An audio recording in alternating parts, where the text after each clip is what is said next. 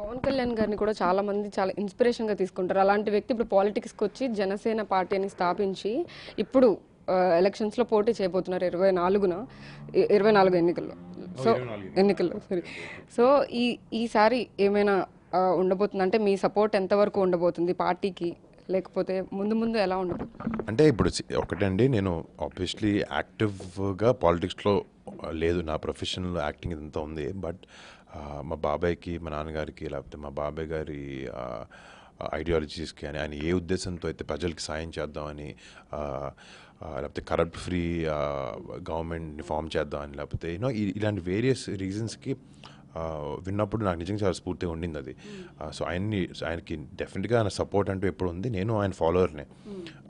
కానీ యాక్టివ్గా మీరు వచ్చి ఏం చేస్తారు అంటే అది ఆబ్వియస్లీ మా ఇంట్లో పెద్దవాళ్ళు, లేకపోతే వాళ్ళు యాక్టివ్గా 24/7 టైం ఇచ్చి అంటే పాలిటిక్స్ అనేది ఒకటి ఏంటంటే హాఫ్గా చేసేది కాదు, ఫుల్ ఫ్లెడ్జ్డ్గా తిరిగి చేసేది.